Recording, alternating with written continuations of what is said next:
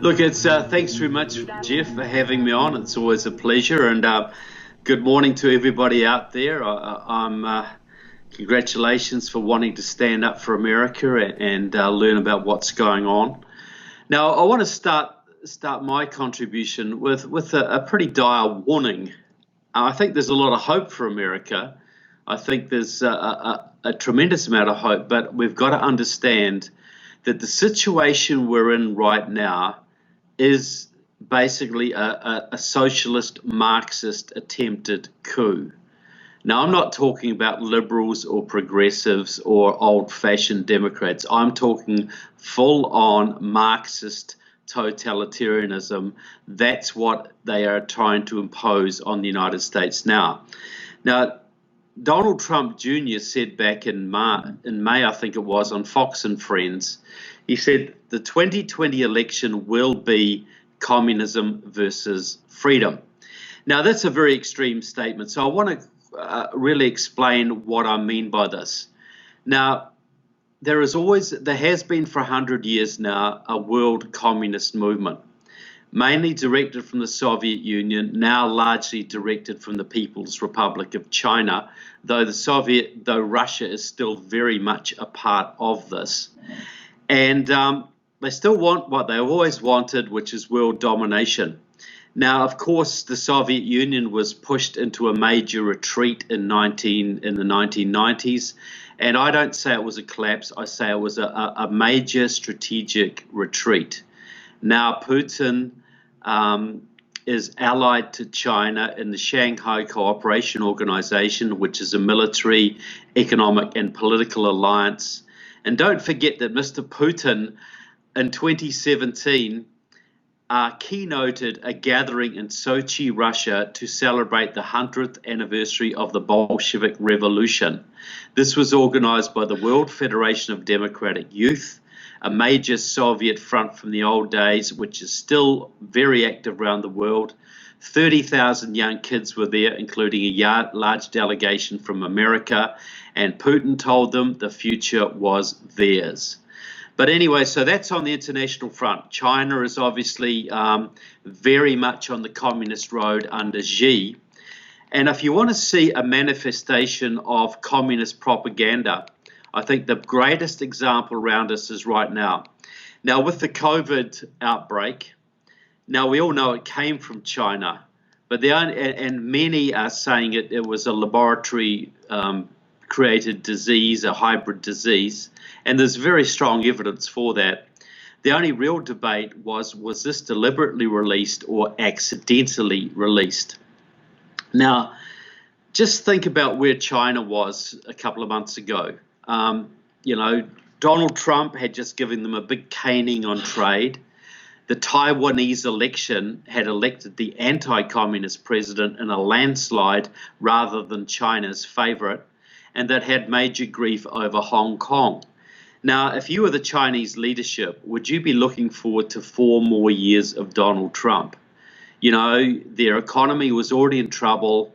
They knew that they could get major civil unrest. And if there's civil unrest in a country like China and there's a revolt, the leaders are not treated gently.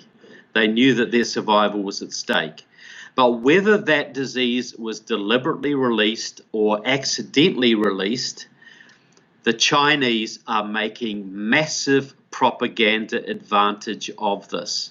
Now, on 2nd of April, the Chinese Communist Party Central Committee International Department put out a letter signed by 230 world communist parties, including the Communist parties of Australia, United States, 3 British parties, Nepal, Bangladesh, you name it, all over the planet. And there were 4 main propaganda themes. First, this is not China's fault. We are not to blame for this disaster. Second, China is leading the world in helping people fight this disease. The world owes a great debt to China. Fourth, socialized healthcare is the way to deal with epidemics. Because China has a socialist healthcare system, we are on top of it. We have got it handled, and all other countries should follow our example. Fourth, Trump and the United States are to blame. This is all America's fault. America should be held accountable for this. Now, have you seen any of these themes in the media? Because all of these themes are echoed through the communist parties of the various countries, and then they go into the mainstream media, and they are basically driven. They're driven like this. The communist movement in America basically stretches from the left wing of the Republican Party, through all of the Democratic Party, through the labor unions, Hollywood, mainstream media, almost all of academia, right through to Beijing. This is the American communist movement. It has parts of it like Black Lives Matter, which is a communist creation. It has Fight for 15. It has the Green New Deal. It has the nuclear deal with Iran. It has the gutting of the US military. It has socialized health care. It has immigration amnesty. All of these are manifestations of the communist movement, and they're all directed at communism's number one enemy on this planet, and that is the United States. Israel would be number two. And so what is the immediate goal of this campaign? The immediate, and also the Russians are joining in. The EU intelligence department, and I don't trust the EU, but they're right here, released a report recently. The Russians are doing massive media campaigns to cause confusion over this disease, magnify its dangers, cause panic, cause general just freaking out. Now, the goal, they have three main goals. First, make sure Trump doesn't get elected. Two, destroy the US economy. Keep this going as long as possible. Now, this is the third one, and this is the most important. Barack Obama gutted, who was a Marxist, is a communist, still a communist today, and I can prove that in spades. He gutted the US military to the advantage of China and the Soviet and Russia, completely weakened the military that had been built up under Reagan and allowed to run down after the Gulf War, basically, and now it's in a very sad state. Until Trump came along, Trump lifted the morale, he started reinvesting in the military, things were going great, but he could only do that on the strength of a very strong economy, off the back of a strong economy. If the economy is in tatters, what happens to the US military? Russia and China are arming at breakneck speed right now, absolutely winding up their military while America is struggling. And if this is allowed to continue, America's military will be at its weakest state probably ever, and it will never rebuild from this point. China has massive gold reserves. They're going to come and buy every business they can in this country, just like they've done in Italy, but they will take military action if and when it suits them, and that may be a lot sooner than we think. So what this whole propaganda campaign is about is bringing on Chinese world triumph. That's what it's all about. That's why we're in a shutdown, in a disease that hasn't killed many more people than the average winter flu. That's why this is happening. So on the macro front, we've got to get the country opened up. We've got to get the country opened up as soon as possible. This is not about economic problems. This is about our military survival. This is about the survival of this country. We're in the final stages of what could be the world socialist revolution. And if America falls, it will be all over for the rest of the planet. But, God smiles, and in 2016, we elected a president. He was not my favorite, but he's become mine since, that has taken very substantial steps to restoring America in the place of the world. We're energy independent. He's changing the nature of the courts, changing the tax system, rebuilding the military, putting the embassy in Israel, standing up to the Chinese, standing up to the Russians. He's been doing a lot of good stuff. And the enemies of America do not want that to continue, because other countries might start following our example, like the Italians. like the Austrians, like the French, like the British with electing Boris Johnson and Brexit. They can't have that. Trump has to be destroyed. So where we are in this country, this is how the communists will take over if they get a chance. Real simple. And Hillary Clinton promised to do this within 100 days of taking office. First, you legalize every single illegal immigrant in the country and give them citizenship and voting rights. Now, according to Massachusetts Institute of Technology, that's about 22 million people. Some people say it's 45 million, but we'll go with the conservative figure, 22 million. Now, we know on past patterns that if those people were all given citizenship and voting rights after the next Democrat president was sworn into office, they would vote 80 to 90% Democrat. Mitt Romney lost his election by 2.5 million votes. Donald Trump won by a few 100,000 votes thanks to the Electoral College and lost the popular vote by nearly 3 million. That would give, legalizing all illegals would give the Democrats 15, 16, 17 million new voters overnight. You lose Texas very soon. You lose North Carolina instantly, Florida instantly, Arizona, Georgia. It's over. That's it. The Democrats run America forever. And once they've got complete control, they will never, ever give it up. And they will come after their enemies like every other communist movement does. Now, why do I say the Democrats are communist? Well, it's as simple as this. In 1994, the Marxists of Democratic Socialists of America took over the AFL-CIO, the American labor movement. It had been controlled by anti-communists up till that point. They removed the anti-communist clause from the AFL-CIO's constitution. The Marxists came flooding back into the unions. All the old Vietnam War guys and the Save Nicaragua guys and the pro-Cuban guys of the 80s all became union presidents, union leaders. But the thing is, if you run the unions in this country, you run the Democratic Party. Because there's not a Democrat in this country hardly that gets elected without labor union help and money. You control the unions, you control the Democrats. So that what happens then, the communists make policy. They make policy that becomes union policy. The unions make that Democrat policy. That's where illegal immigration amnesty came from. That's where socialized health care, Medicare for all came from. That's where the Green New Deal came from. That's where the nuclear deal with Iran came from. All of it is communist policy that becomes union policy, and the unions make it Democrat policy. They also purged all the moderates from the Democratic Party. Senator Joe Lieberman from Connecticut was probably the last true moderate senator to go. They are all now Marxist, socialists, and whatever. And if you have a little bit of time over this break, I suggest you do two things.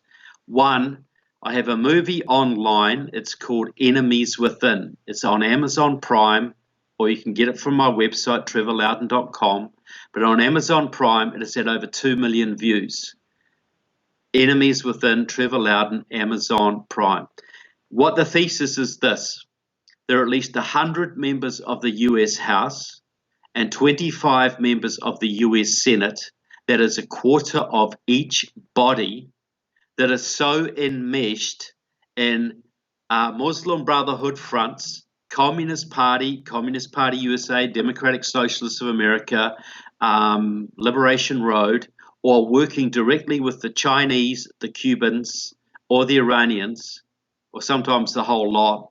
They couldn't pass an FBI background check to drive a school bus. But there are no background checks in Congress. Zero, none whatsoever. You need a background check to work in the Department of Agriculture, but you don't need one to head the Agriculture Committee in the US Congress, or the Intelligence Committee, or the Armed Services Committee, or the Homeland Security Committee. And here's a little thing where people say, no, this can't be true. This is impossible. The FBI would stop that. Well, you saw what the FBI did to stop Hillary Clinton, right? Now, the FBI is subservient to the Judiciary Committee. The Judiciary Committee has on it people like Judy Chu from California, who's a longtime supporter of the Communist Workers' Party. The head of it is Jerry Nadler from New York, the one who led the impeachment of President Trump, who is a longtime member of Democratic Socialists of America, a Marxist group. So the FBI comes to the Judiciary Committee and says, "Hey guys, we need to investigate Congress members. They haven't done it since World War II, but we need to start doing it because they're working with the Iranians and the Cubans and the communists, and they're promoting all this communist policy. We need to clean them out of the Democratic Party. Is that all right, Mrs. Chu? Is that okay, Mr. Nadler? And by the way, you're both on the list. Is that all right?" How do you think that's going to go? So there are no background checks in Congress, and there's no media scrutiny, and there's no security scrutiny whatsoever. Do you think the Iranians know this, and the Chinese? If you were the head of China and you were looking at America and thinking, we need to stop it, we need to take down America, they'll take down us if we don't do it first, would you risk a multi-billion-dollar trade war or a multi-trillion-dollar shooting war when you're not quite ready? Or would you spend millions of dollars buying up American politicians to vote your way and make one of them the president? What would you do? Well, that's what they've done. My new book, I do hope you will read this. You see the movie and get the book. It's available on Amazon, but best to get it through my website, trevorloudon.com, because you'll get it in only a few days right instead of a month, and I'll sign it for you. But it basically profiles 10 people who stood for the US presidency in this cycle, from Biden, Buttigieg, Klobuchar, Tulsi Gabbard, Cory Booker, all of them, Bernie, obviously. Every single one of them has a communist background. Klobuchar has a Marxist background. Pete Buttigieg has a Marxist background. Elizabeth Warren absolutely has a Marxist background. Joe Biden has been working in the interests of Moscow for 40 years. That's where he comes from. He's the biggest traitor in the US that's ever been in the US Senate, in my opinion. Probably none of them are going to be president. I don't think Biden will be. I think it will be probably Gavin Newsom or Andrew Cuomo, maybe with Kamala Harris in the mix there somewhere. But whoever gets it, the Marxists will run the Democratic Party and they will finish this country off. This is the most critical election of our lifetimes. So we got to open up the economy. We got to make sure we win the election at every level, take back the House. And here's another thing I think that President Trump should very much do. There are at least 25,000 Chinese spies working in this country. There are hundreds of Iranian agents, Russian agents, Saudi agents, Pakistanis, Cubans, Iranians, Iraq, you name it.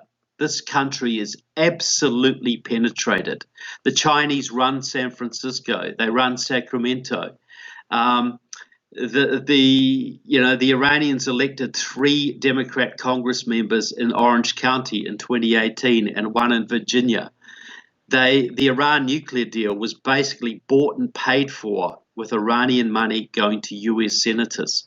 This kind of thing's happening all the time, and there's virtually no security checks. There is no application of the Foreign Agents Registration Act. This country is being absolutely rotten by foreign agents working with our traitors in the government to bring the country down. And those traitors now control the Democratic Party. So here's an amnesty proposal. This is what President Trump should do. Declare an amnesty, not on illegal immigrants, never do that, on foreign agents. Say, people, you got 3 months. There are foreign agents working in this country. They're working with our congressmen, our senators. They're in our government. They're working with our Justice Department, whatever. You got 3 months. 3-month amnesty. You come forward in that time and spill your guts and expose your networks. we will give you, put you in the witness protection program, and you will suffer no penalty, and you can stay in America as long as you don't mind living in Boise or, I don't know, some little town in Kansas, not knocking either of those states, but somewhere way out of the limelight. And if you don't, we're coming after you, and in 3 months we're going to start prosecuting you like you cannot believe, and there'll be life sentences handed out all over the place to both foreign traders and Americans collaborating with them. Imagine what that would do to the networks in this country.